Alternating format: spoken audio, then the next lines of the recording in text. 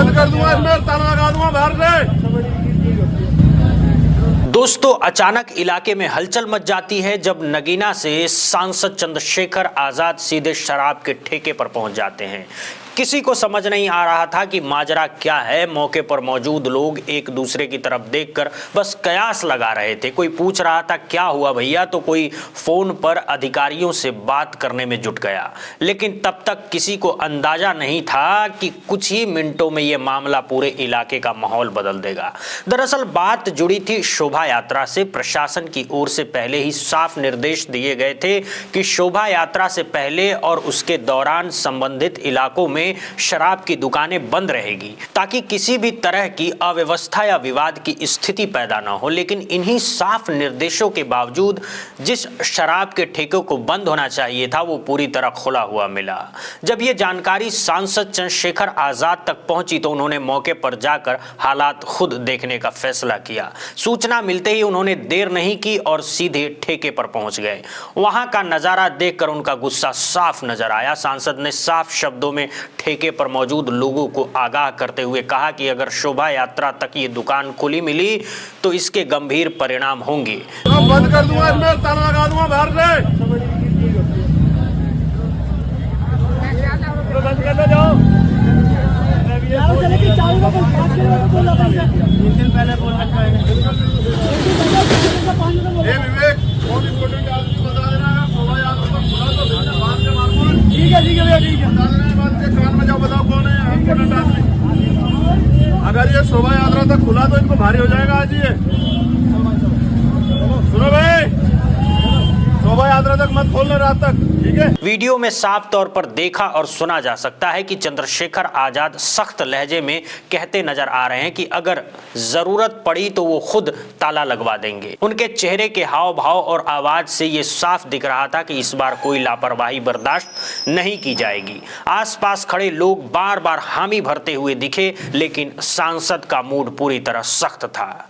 इसके बाद उन्होंने ठेके पर तुरंत ताला लगवाने के निर्देश दिए। मौके पर मौजूद कर्मचारियों को साफ कहा गया कि अब कोई बहाना नहीं चलेगा। उनका कहना था कि आस्था, शांति और सामाजिक सौहार्द से कोई समझौता नहीं किया जाएगा।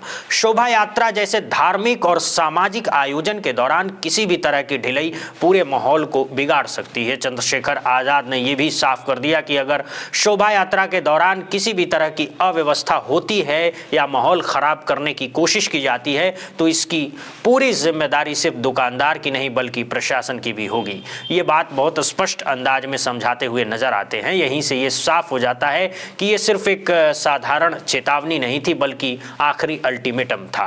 अब सवाल उठता है कि जब पहले से ही आदेश मौजूद थे तो आखिर शराब की दुकान खुली क्यों थी? क्या ये प्रशासन की लापरवाही थी या फिर जानबूझकर नियमों को नजरअंदाज किया गया? यही सवाल अब आम जनता भी पूछ रही है। लोगों का कहना है कि अगर समय रहते सांसद मौके पर नहीं पहुंचते तो हालात बिगड़ सकते थे। इस पूरे घटनाक्रम में चंद्रशेखर आजाद का सख्त रुख सिर्फ एक दुकान तक सीमित नहीं माना जा रहा है, इसे पूरे सिस्टम के लिए एक कड़ा संदेश माना जा रहा है। उनका ये कदम बताता है कि नियम सिर्फ कागजों तक सीमित नहीं रहने चाहिए बल्कि जमीन पर भी उसका पालन होना चाहिए। घटना के बाद इलाके में साफ संदेश चला गया है कि नियम तोड़ने वालों पर कार्रवाई तय है।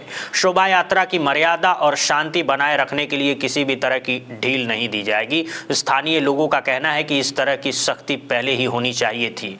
अब ये वीडियो सोशल मीडिया पर तेजी से वायरल हो रहा है। लोग चंद्रशेखर आजाद के इस कदम की जमकर तारीफ कर रहे हैं।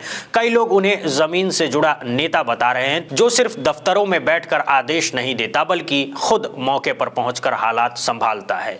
वहीं दूसरी तरफ प्रशासन की भूमिका पर भी सवाल खड़े हो रहे हैं। लोग पूछ रहे हैं कि जब साफ निर्देश थे तो उनका पालन क्यों नहीं कराया गया? क्या बिना दबाव के नियमों को लागू करना प्रशासन की जिम्मेदारी नहीं है?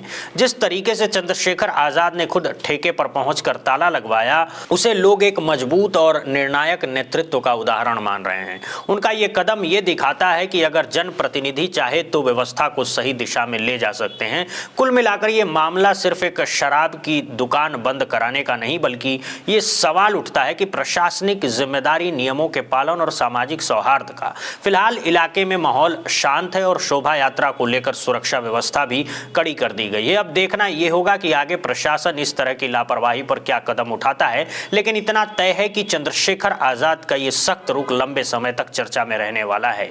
ये बात संत रविदास की 649वीं जयंती के मौके पर नगीना से सांसद चंद्रशेखर आजाद रविवार को वाराणसी पहुंचे। इस दौरान गोवर्धनपुर स्थित संत रविदास मंदिर परिसर में उस वक्त हंगामे जैसी स्थिति बन गई जब सांसद की पुलिस प्रशासन से तीखी बहस हो गई। दरअसल सांसद चंद्रशेखर आजाद अपनी गाड़ी से ही रविदास मंदिर पहुंचे थे और दर्शन के बाद वो उसी गाड़ी से वापस लौटना चाह रहे थे, लेकिन प्रशासन ने भारी भीड़ और सुरक्षा व्यवस्था का हवाला देते हुए उन्हें रोकने की कोशिश की। इसी बात को लेकर सांसद नाराज हो गए और मौके पर मौजूद अधिकारियों पर जमकर भड़के।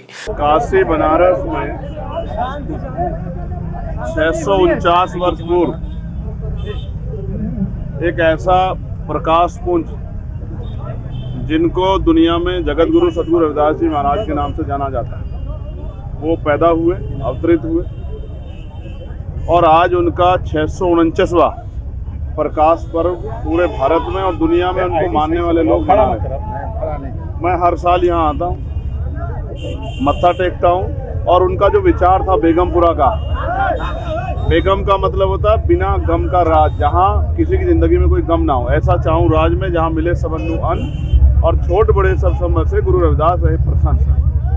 ऐसे राज की कल्पना करने वाले जगत गुरु सतगुरु रविदास जी के प्रकाश पर्व पे हम लोग शामिल हुए और किस तरह से लोगों की समस्याएं खत्म हो, लोगों के जीवन में उत्साह, उनको स्वाभिमान सम्मान जीवन जीने का मौका मिले, उसी के लिए जो है आज गुरु महाराज के चरणों में प्रार्थना की कि उनकी अरदास जो स्वीकार हो। लोग जो हैं सिर्फ अरदास से काम नहीं चलेगा, लोगों को भी अपनी लड़ाई को स्वयं लड़ना पड़ेगा। जो बच्चे पढ़ रहे हैं खूब अच्छी पढ़ाई करें, जो रोजगार की तलाश में लगे रहें और तमाम तरह जो लोग परेशान हैं उनके जीवन में उजाला आए, अच्छे दिन आए, इसके लिए भी हम लोग जो हैं लोगों को समझाने का, सही रास्ते पर लाने का प्रयास करते हैं। सरकार के लोगों को अभी आज कोई दर्शन नहीं किया सरकार के लोगों। अगले साल चुनाव, अगले साल आ जाएंगे। एक बात बिल्कुल स्पष्ट आपसे कहनी है।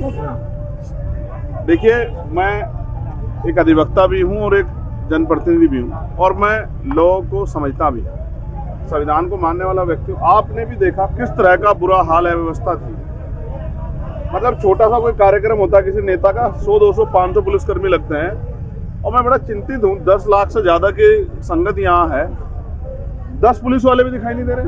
वो भी आज लगे केवल। जो काम पुलिस को करना चाहिए व्यवस्था का, वो काम यहाँ की संगत में जो आए हैं हमारे साथी, वो लोग कर रहे हैं। मैं ये बहुत बड़ी गैर जिम्मेदारी है। मुझे ऐसा लग रहा है सरकार इंतजार कर रही है कि कोई इस तरह का हादसा हो जाए तब वो ये कह सके कि इस तरह कार्यक्रम बंद कर दे जाए, जबकि सच ये है सरकार की जिम्मेदारी में किसी भी धार्मिक उत्सव हो, किसी भी धर्म का, उसके लिए प्रॉपर व्यवस्था करे, ये सरकार की जिम्मेदारी। छुट्टी के लिए अगर मुख्यमंत्री नहीं आ रहे हैं या प्राइम मिनिस्टर नहीं आ रहे तो इसका मतलब जो है इतने लोग जो इकट्ठा हो रहे हैं उनके लिए कोई व्यवस्था नहीं करेगी सरकार। ये बहुत बड़ी लापरवाही है, निराशजनक है। मैं यहाँ के अधिकारियों को कहूँगा इस तरह का व्यवहार किसी भी कीमत पर स्वीकार्य नहीं हुआ, इसमें उनको अपने व्यवहार को परिवर्तन करना चाहिए। आजाद जी, ये यूजीसी के बारे में ये पिछले कई दिनों से पूरे यूजीसी देश को में लेके हमने 11 तारीख को दिल्ली में प्रोटेस्ट रखा है और आप जानते हैं, मैं भी जानता हूँ, कोई कहीं से गाइडलाइन में ऐसा नहीं जिन्होंने पढ़ी है कि वो किसी वर्ग के खिलाफ, वो सभी के लिए है। किसी के साथ यूनिवर्सिटियों में भेदभाव या इस तरह की सिचुएशन ना बने, किसी लोगों की जान चली जाए, वो कहीं से किसी के खिलाफ नहीं थे यूजीसी गाइडलाइन। हाँ, उसमें कुछ कमियां हैं। कमियां ये है कि उसमें जो जिस तरह की समता समिति बनाई जा रही है उसमें हेड ऑफ डिपार्टमेंट जो है, समता समिति के अध्यक्ष जिनको बनाया जा रहा है वो वाइस चांसलर है। वाइस चांसलर अगर जो है एक ही विचार के लोग होंगे जिनकी बहुलता था तो फिर कैसे कहाँ से न्याय हो जाएगा। उसमें मैंने अपनी आपत्ति आज जो है माननीय धर्मेंद्र प्रधान जी को जो है जो एचआरडी मिनिस्टर, उनको मैंने लेटर भेजा है 4 पन्नों का, उम्मीद है कि वो उसका संज्ञान लेंगे। सांसद चंद्रशेखर आजाद का आरोप है कि इतनी बड़ी भीड़ के बावजूद मौके पर 10 पुलिसकर्मी तक मौजूद नहीं थे। प्रशासन की लापरवाही साफ दिखाई दे रही थी। सांसद का कहना था कि जब आयोजन पहले से तय था तो सुरक्षा के पुख्ता इंतजाम क्यों नहीं किए गए। कुछ देर के लिए मंदिर परिसर और आसपास अफरा तफरी का माहौल बन गया, जिससे श्रद्धालुओं को भी परेशानी का सामना करना पड़ा। वहीं इस पूरे मामले पर लंका थाना अध्यक्ष ने सफाई देते हुए कहा, सांसद को लगातार समझाने की कोशिश की जा रही थी, लेकिन वो मानने को तैयार नहीं थे। मंदिर के पास भारी भीड़ और समर्थकों की मौजूदगी के कारण स्थिति थोड़ा तनावपूर्ण हो गई थी। थाना अध्यक्ष के मुताबिक हालात को संभालने के लिए अतिरिक्त पुलिस बल लगाया गया और बाद में सांसद की गाड़ी को सुरक्षित तरीके से पासेस देकर बाहर निकाला गया। इसके बाद स्थिति पूरी तरह से सामान्य हो गई। फिलहाल प्रशासन का कहना है कि किसी तरह की अव्यवस्था न हो, इसी उद्देश्य से गाड़ी रोकी गई थी। बहुत बहुत धन्यवाद, बहुत बहुत शुक्रिया दोस्तों।